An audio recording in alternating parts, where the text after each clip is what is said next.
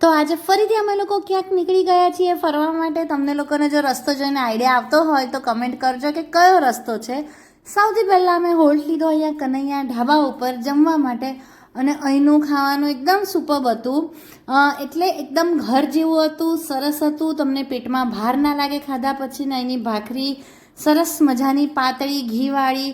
અમને લોકોને અહીંયા જમવાની બહુ મજા આવી ગઈ. પછી અમે લોકો ત્યાંથી નીકળ્યા આગળ જવા માટે.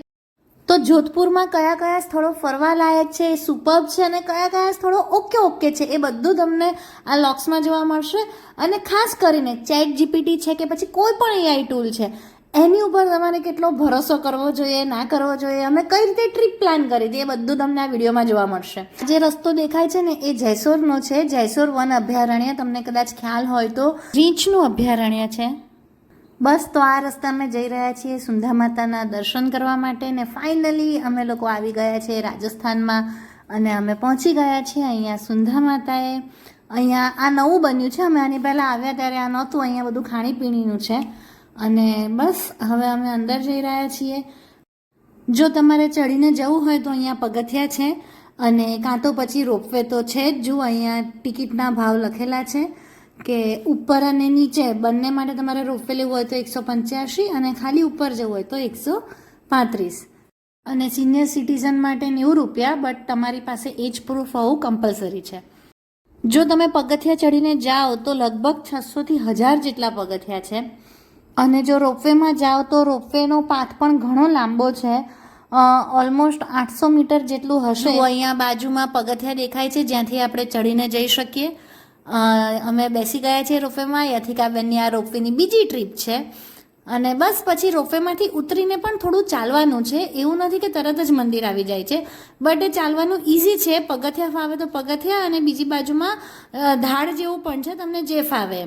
અહીંયા લખ્યું છે કે વાંદરાઓને કંઈ આપવાનું નહીં, ખાસ કરીને રસ્તામાં તો નહીં જ, કે બીજાને તકલીફ ના પડે, કારણ કે ત્યાં બહુ જ વાંદરાઓ હોય છે.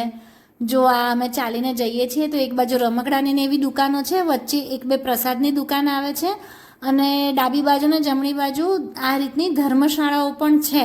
તો તમારે ત્યાં રોકાવું હોય તો રોકાઈ શકાય. અહીંયા છે હાથ પગ ધોવા માટેનું. અને બસ પછી ત્યાંથી અમે અંદર જઈ રહ્યા છીએ દર્શન કરવા માટે. અહીંયા બહુ જ વાંદરા હોય છે, તો થોડું સાચવવાનું. જો આ રાજસ્થાની સંસ્કૃતિની ઝલક. અને હવે અમે લોકો ઉપર મંદિરમાં જઈ રહ્યા છીએ. અંદર મંદિરના વિડીયો ફોટો લેવાની મનાઈ હતી એટલે મેં નથી લીધા. તમે લોકો રૂબરૂમાં જઈને માતાજીના દર્શન કરી આવજો. બહારથી હું તમને ચોક્કસ મંદિરનો માહોલ બતાવું કે જુઓ. હવે અમે લોકો અહીંયા દર્શન કરીને બહાર નીકળી રહ્યા છીએ. અહીંયા મંદિરની બહાર જે પ્રસાદની દુકાનો છે એમાં શ્રીફળ મળતું નથી. શ્રીફળ એટલે કે આખું નારિયેળ જે હોય એ મળતું નથી, બટ નારિયેળની અંદરનું જે કાચલું હોય એ આખું મળે છે. કારણ કે અહીંયા એ લોકોએ કંઈક એ રીતનો જ નિયમ બનાવી દીધો છે કે નારિયેળની અંદરનું જે આખું કાચલું હોય એ પછી લઈને આ જે અહીંયા સરસ મજાના હવન જેવી અગ્નિ પ્રગટી રહી છે એમાં આપણે એને પધરાવી દેવાનું.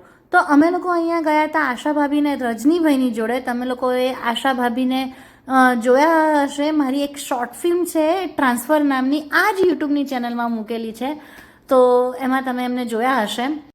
જુઓ અહીંયા આરતીના ટાઈમિંગ્સને લખેલું છે, તમારે ઇન્ફોર્મેશન જોઈતી હોય તો તમે જોઈ શકો છો. અને પછી અમે બસ ત્યાંથી રિટર્ન થઈ ગયા. અને પાછા જતા વખતે પણ સરસ મજાનો રોપવેમાંથી વ્યૂ દેખાય છે. તો તમારા બધા માટે ખાસ કરીને મેં વિડીયો લીધો છે કે તમે બધા ઘરે બેસીને વ્યૂ એન્જોય કરી શકો, માણી શકો. પછી આ છે આ વખતના ફોટા. અને અમે જ્યારે 6 વર્ષ પહેલાં ગયા હતા તો એ વખતના ફોટા મૂકું છું. એ વખતે અમે ત્યાંથી થોડે દૂર કેમલ સફારીમાં પણ ગયા હતા, બટ આ વખતે નહોતા ગયા, ઠીકઠાક જગ્યા હતી. એ વખતે અમે એક મેરેજ અટેન્ડ કરવા ગયા હતા, તો હું એની તમને ઝલક બતાવું. અમે પણ થોડું રાજસ્થાની રીતે રેડી થયા છે, અને અમે એ વખતે બહુ એન્જોય કર્યું હતું. તો હવે આપણે પાછા આવી જઈએ આપણી અત્યારની ટ્રીપ ઉપર. અને અમે લોકોએ હવે અહીંયા સુંધા માતાના મંદિરેથી રજા લીધી છે. સાંજ પડી ગઈ છે અને હવે રાત પડવા આવી છે. અને અમે લોકો રાતના જોધપુર પહોંચીશું અને બીજા દિવસે ફરવા નીકળીશું જોધપુર. તો બીજા દિવસની સવાર થઈ ચૂકી છે, અને સૌથી પહેલાં અમે લોકો પહોંચી ગયા નાસ્તો કરવા માટે. અમે લોકો ઘરેથી બહુ જ બધો નાસ્તો લઈને ગયા હતા, તો અમે ખાલી ચા મંગાવી અને પછી અમે ખાધો અમારા ઘરનો નાસ્તો.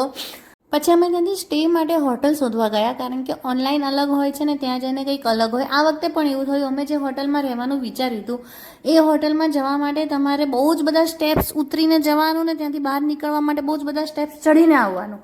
અને જો રિક્ષા કરો તો રિક્ષાવાળો 100 થી 150 રૂપિયા લઈ લે. તો એ હતું ઓલ્ડ જોધપુર સિટીમાં. તો એ અમને થોડું કન્વિનિયન્ટ ન લાગ્યું, તો અમે ત્યાં ન રોકાણા. અને પછી હોટલ શોધવાનું બાજુમાં મૂકીને એની બાજુમાં જ હતું જસવંત થાળા. તો અમે સૌથી પહેલાં પહોંચી ગયા જસવંત થાળા ફરવા માટે. હેલો, તો ફાઇનલી હવે અમે લોકો ફરવા માટે નીકળી ગયા છીએ. એકચ્યુઅલી અહીંયા ફરવાનો પ્લાન નહોતો. અમે લોકો રહેવા માટે સારો સ્ટે ફાઇન કરતા હતા, કારણ કે ઓનલાઈન અલગ હોય, ઓફલાઈન અલગ હોય, તો અમે કદી ઓનલાઈન બુક નથી કરતા મોટા ભાગે. અને અમને રસ્તામાં દેખાયું જસવંત ખાડા, તો અમે લોકો આવી ગયા છે જસવંત ખાડામાં ફરવામાં. એક પર્સનની એન્ટ્રીના છે 50 રૂપિયા. અહીંયાની જે ગાઈડની ફીને બધી ડિટેલ્સ લખેલી છે. ટાઈમિંગ છે 9 થી 5. આ લઈ લીધી મેં ટિકિટ. કાર પાર્કિંગના છે 30 રૂપિયા. અને અહીંયા કેટલાક લોકો પાર્કિંગ માટે નથી રાખતા ઓનલાઈન, તો ખાસ કેશ જોડે રાખજો. હવે અમે લોકો પહોંચી ગયા છીએ અંદર, અને અંદર પહોંચીને અમે લોકોએ ચાલુ કરી દીધી છે ફોટોગ્રાફી. તો અહીંયા નર્સિંગ રૂમ પણ છે, તો જો તમે બહુ જ નાના બચ્ચા સાથે આવતા હો તો તમને કમ્ફર્ટેબલ રહેશે. જો અહીંયા જે જસવંત થાળા સુધી જવાનો જે વોક એરિયા છે એ પણ બહુ સુંદર છે. બાજુમાં સરસ મજાનું તમને પાણી દેખાશે, તળાવ જેવું છે. એટલે એટમોસ્ફિયર એકદમ શાંત છે અને તમને ફોટોગ્રાફી માટે બેસ્ટ જગ્યા છે. અને દૂર તમને જે દેખાય છે સફેદ માર્બલનું, એ છે જસવંત થાળા. એ સંપૂર્ણ સ્મારક સફેદ માર્બલથી બનાવવામાં આવેલું છે. કહેવાય છે કે માર્બલ ઘણું જ પાતળું છે ને સૂર્યપ્રકાશમાં સરસ મજાની ચમક પણ આપે છે.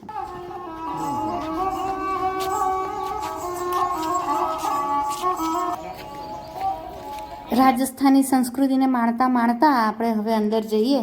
અંદર તમને રાજવી પરિવારના ફોટા અને સ્મૃતિચિહ્નો જોવા મળશે. અને આજુબાજુમાં થોડુંક નાનકડો અમથો બગીચો પણ છે.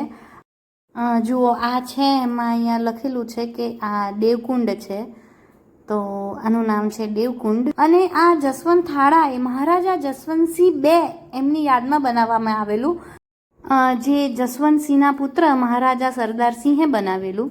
અને કહેવાય છે કે આ રાજ પરિવારનું સમાધિ સ્થળ છે. હવે અહીંથી આ સ્ટેપ્સ ચડીને અમે ઉપર જઈએ છીએ. તમે લોકો મને ચોક્કસથી કમેન્ટમાં જણાવજો કે તમે લોકો જોધપુર ફરેલા છો કે નહીં. અને જો તમે જોધપુર ફરેલા છો તો તમે જોધપુરમાં કયા કયા સ્થળો જોયા છે, જસવંત થાળા તમે ગયા છો કે નથી ગયા.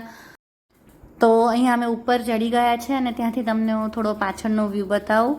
તો અહીંયા ગરમી થોડી વધારે છે, સ્ટેપ્સ થોડા ચડવાના છે, પણ બહુ નાના નાના પગથિયા છે એટલે વાંધો નથી આવતો, અઘરું નથી પડતું. હવે અહીંયા અંદરની સાઈડ પણ કંઈક છે, તો જઈએ અને થોડા તડકાથી રાહત મેળવીએ. તો આ છે એક્ઝેક્ટ પાછળનો એરિયા. અંદર શું છે જોઉં છું, પણ અંદર લોકો ચાલે તો ક્યાંકથી જવાતું હશે, તો અંદર જઈને જોઈએ.